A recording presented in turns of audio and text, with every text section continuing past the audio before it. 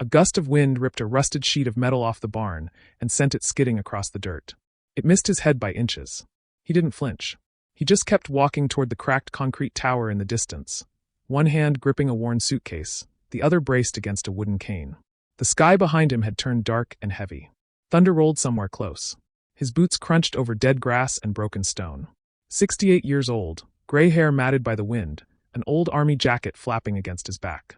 This was Frank Delaney, and the land he was walking toward was supposed to be worthless.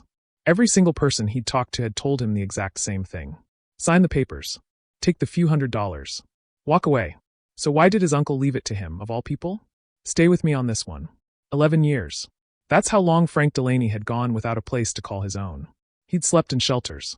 He'd slept on buses. He'd slept in the back rows of churches that left their doors unlocked in winter. Everything he owned in this world fit inside one brown suitcase, and half of what was in there was worn down to nothing. A few shirts. A shaving kit. A folded photo of men in uniform, most of them long gone now. Frank didn't complain. That wasn't his way. He'd come home from Vietnam at 22 and spent the next 40 years just trying to stay level. Some years he managed. Some years he didn't. A bad back cost him the warehouse job. A divorce cost him the little house in Ohio. And once you slip far enough down, the world stops looking at you altogether. People walked past Frank like he was part of the sidewalk. Now here's the thing about being invisible. You start to believe it. You start to think maybe that's just what you are. And once you believe it, you stop fighting it. You stop looking people in the eye. You start expecting the door to close before you even knock. That's what 40 years does to a man the world decides it doesn't need. Frank had made his peace with all of it. Or he thought he had. He'd stopped expecting anything from anybody, and there's a strange kind of quiet in that. When you want nothing, nothing can be taken from you. The letter changed that. Or at least it started to. It caught up with him at a VA office in Kansas City, where he'd gone to get a refill on his blood pressure pills. A clerk called his name twice before he realized she meant him. She handed him an envelope that had been forwarded 4 times, the old addresses crossed out in different pens. Frank sat down in a plastic chair and opened it with his thumb. It was from a lawyer, a small firm out in a county he'd never heard of. The words were stiff and formal, but the meaning underneath was simple. His uncle Raymond had died, and Raymond had left Frank something in his will. Frank read the name twice. Raymond Delaney. He barely remembered the man. A quiet uncle from his father's side, someone he'd met maybe 3 times as a boy. A handshake at a funeral. A card one Christmas that never came again. That was the whole of it. But there it was in black ink. Raymond had named Frank in his will. And the thing he'd left him was 40 acres of land out on the western plains, with a single grain silo standing on it. Frank almost laughed. He called the lawyer from a payphone the next morning. The man on the other end was polite but honest, and Frank respected that. The land, the lawyer said, was not worth much. The soil out there had gone dry decades ago. The town nearby had been shrinking since the 80s, half the storefronts boarded up. And the silo itself was cracked straight down one side and had been condemned by the county years back. I'll be honest with you, Mr. Delaney, the lawyer said. You've got a scrap buyer who'll give you maybe $400 for the whole parcel. Sign the deed over, take the check. That's the smart move. $400. To a man who had $9 in his pocket, that was real money. And everybody he talked to said the same thing. The clerk at the shelter said sign it. A guy he knew from the food line said sign it, take the cash, don't be a fool. Even the lawyer, who had nothing to gain, said sign it. Frank should have signed it. He knew that. But something stopped him. He kept coming back to one question, and he couldn't shake it loose. Out of the whole family, cousins, nephews, people Raymond actually knew, why had the old man picked Frank? The forgotten one. The one nobody could even find without forwarding a letter 4 times. That question sat in Frank's chest like a stone. So he made a decision that made no sense to anybody but him. He'd go see the land first. Just once. Look at it with his own eyes. Then he'd sign the papers and let it go. He spent 6 of his $9 on a bus ticket west. He rode all night, forehead against the cold glass, watching the country flatten out into nothing. And when the bus dropped him at a crossroads the next afternoon, there was no town waiting. Just a gas station, a closed diner, and a dirt road running out toward the horizon. Frank picked up his suitcase. He picked up the cane he'd started using that winter. And he started walking. That's how he ended up out there, alone on empty land, with a storm rolling in behind him and a cracked silo waiting up ahead. He had no idea what was underneath it. Nobody did. The first drops hit as Frank reached the base of the silo. Up close it was bigger than it looked from the road. 2 stories of gray concrete, streaked with rust and stained by decades of weather. The crack ran from top to bottom on one side, wide enough in places to slide a hand into. Grass had grown up around the base. A rusted ladder climbed one side and stopped halfway, going nowhere. Frank stood there and looked at it, and for a moment he felt foolish. He'd ridden all night and walked 2 miles for this. A broken tower on dead land. The lawyer was right. There was nothing here. Then the sky opened up. The rain came down hard and cold, the kind that soaks you in seconds. Thunder cracked so close it rattled his teeth. Frank did the only thing a man can do out on the open plains. He looked for a door. There was one on the far side, hanging off a single hinge. He pushed through it and stepped inside, out of the rain. The inside of the silo was dim and quiet, the storm hammering on the concrete above him. Dust and old grain dust covered everything. A few broken crates. A workbench along one wall, rotted through. Frank set down his suitcase and leaned on his cane, catching his breath, waiting for the worst of the storm to pass. He looked around at the empty space and shook his head. Raymond had left him a ruin. That was the joke of it. A forgotten man leaves a forgotten place to a forgotten nephew. Frank started to sit down on an overturned bucket. And that's when he heard it. His cane had tapped the concrete floor as he moved.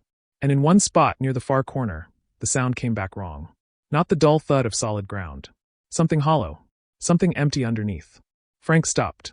He was a practical man. Probably nothing, he told himself. Old floor settle. Concrete cracks. But he tapped the cane again, and again the sound came back hollow, and something in the back of his neck told him to look closer.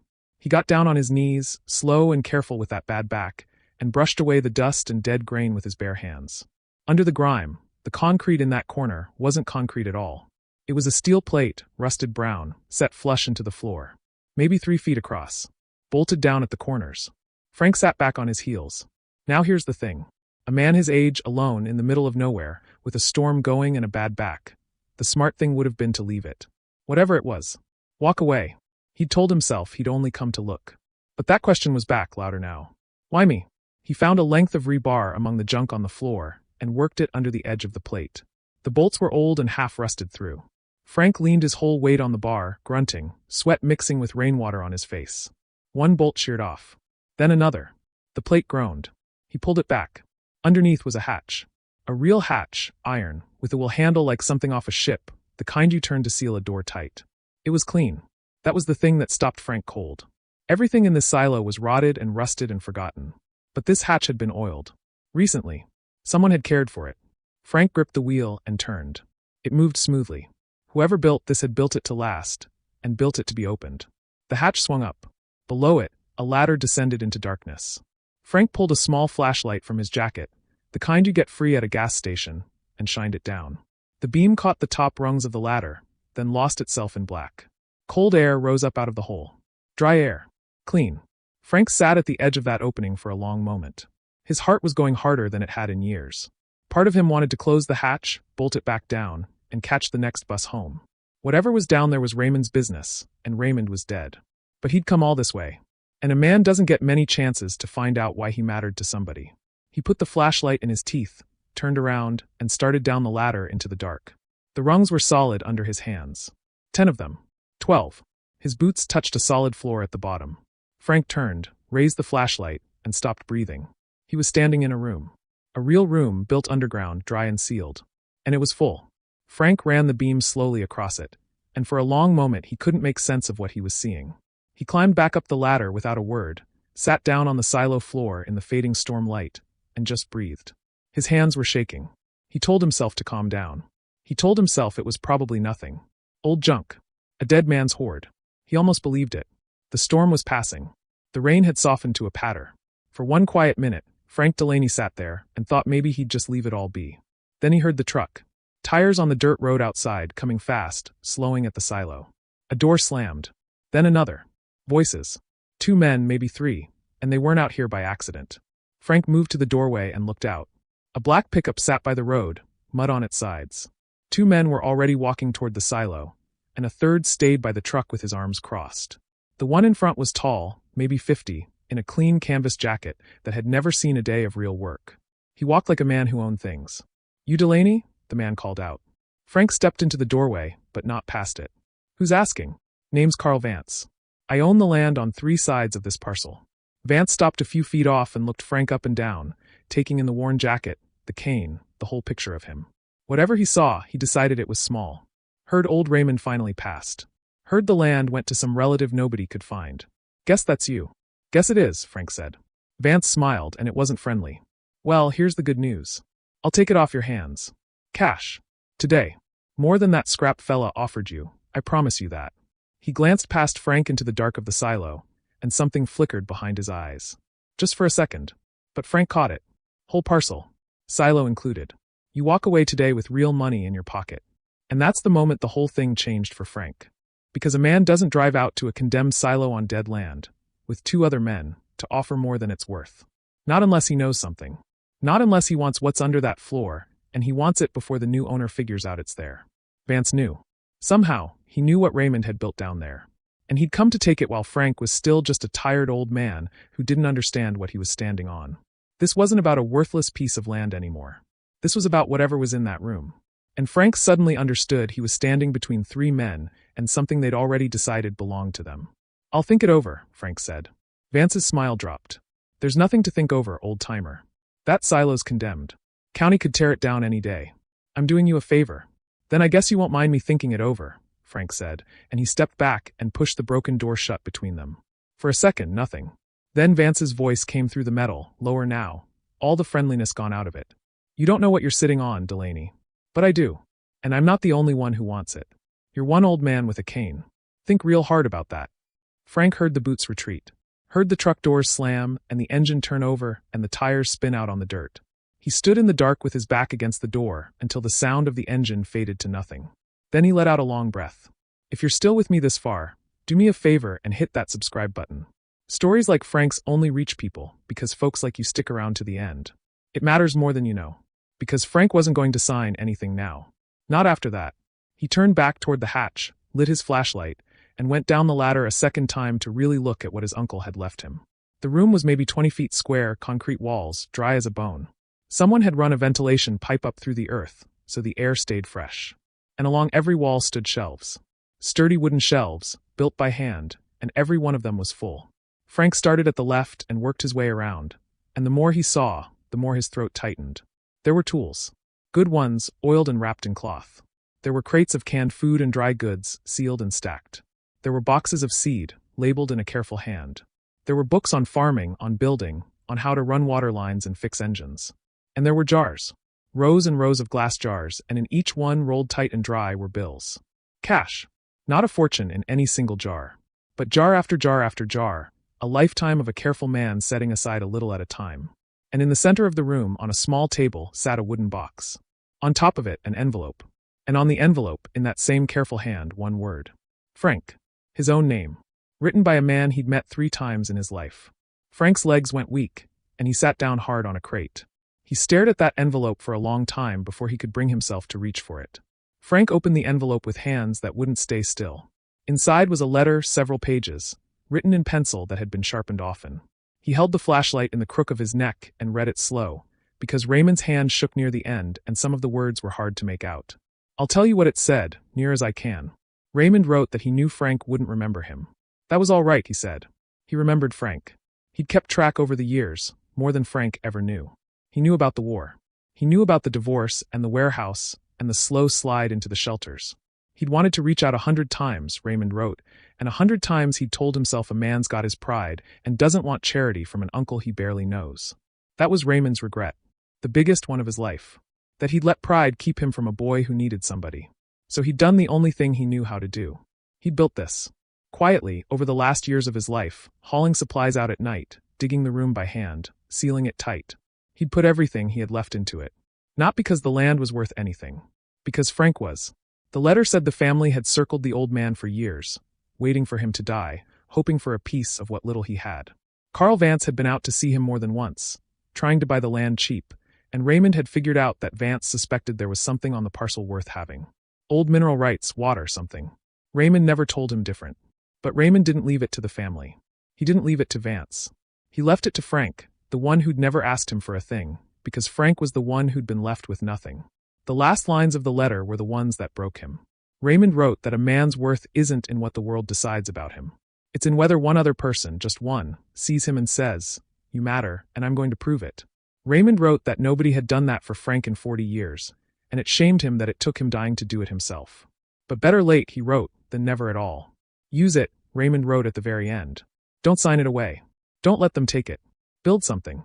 And when you do, remember that somebody out here always thought you were worth building for. Frank sat in that underground room and cried like he hadn't cried since he was a young man. Alone in the dark, holding a dead stranger's letter. But he didn't feel alone. For the first time in 11 years, he didn't feel invisible. He climbed out of that silo a different man than the one who'd climbed in. Now, Carl Vance wasn't a man who gave up. 3 days later he was back, and this time he didn't come alone or come polite. He came with a county official in a sedan and a folder full of papers, and he had a plan. The silo was condemned, Vance said, standing in the dead grass with the official beside him. It was a public danger. And there was a county ordinance, an old one, that let the county seize and demolish condemned structures on abandoned land if the owner couldn't prove he could bring it up to code. Vance had done his homework. He knew Frank had nothing. No money, no crew, no way to fix a 2-story concrete tower. When the silo came down, so would everything under it, and the land would go to auction, and Vance would be the only bidder standing. It was a good plan. It nearly worked.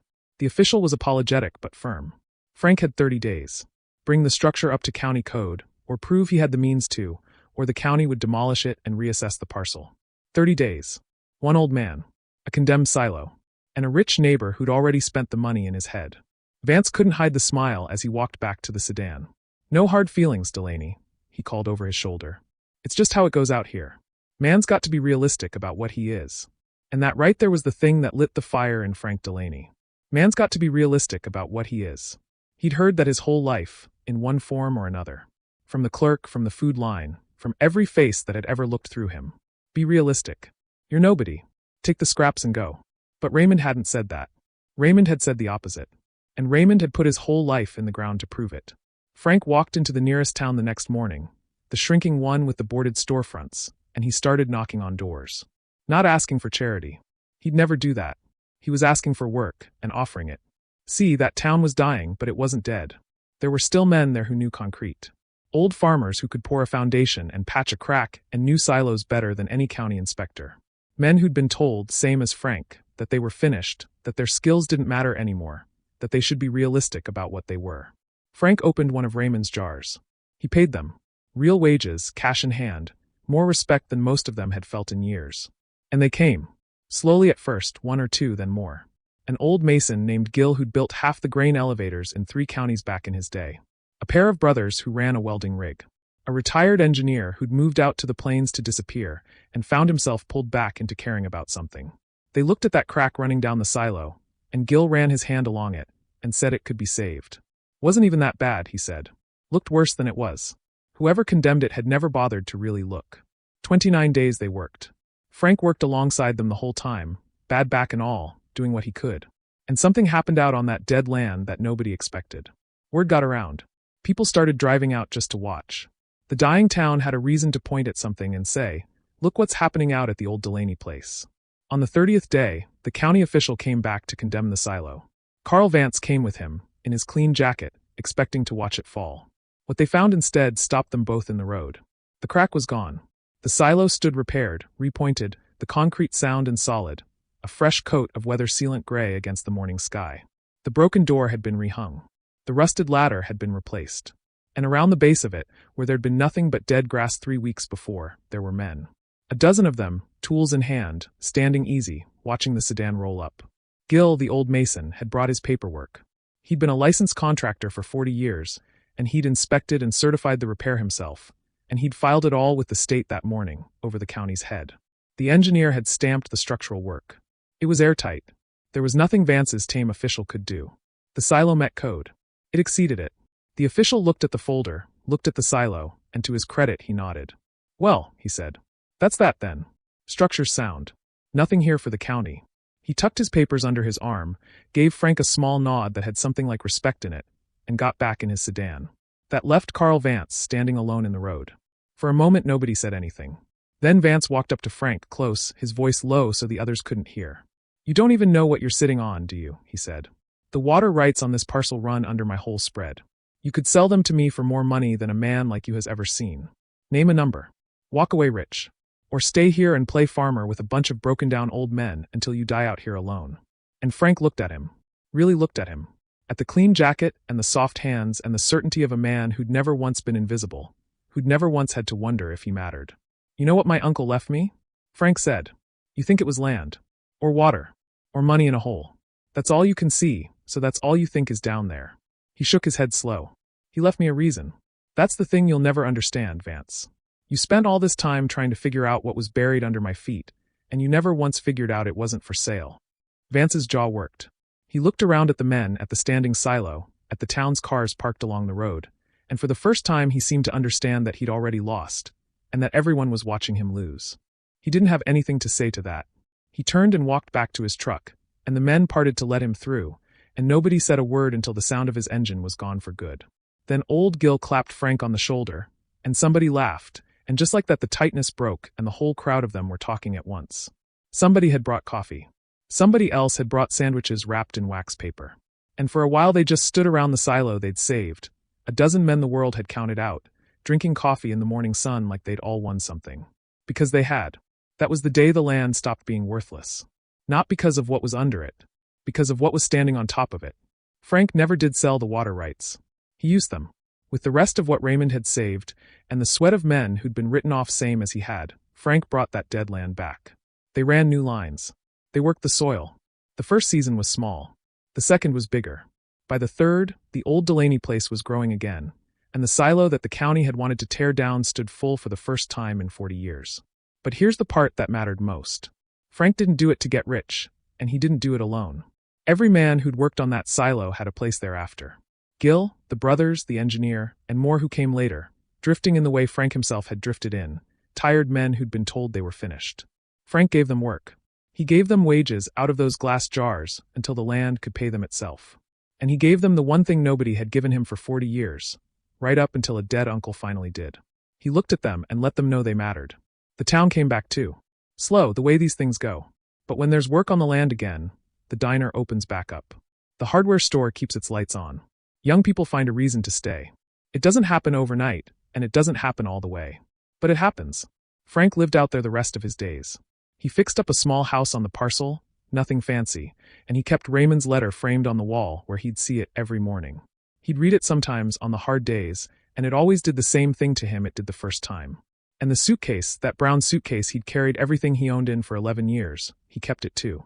Set it up on a shelf where he could see it. Not because he wanted to remember being invisible. Because he wanted to remember that the world had been wrong about him. That the world is wrong about a lot of men. That being thrown away isn't the same as being worthless, no matter how many times somebody tells you to be realistic about what you are. Frank Delaney died an old man in his own bed, on his own land, with people around him who loved him. A long way from a plastic chair in a VA office with $9 in his pocket. And that silo still stands out there on the plains. Repaired. Sound. Full. The place everyone said was worth nothing. Left to the man everyone said was nobody. By an uncle who knew better than all of them.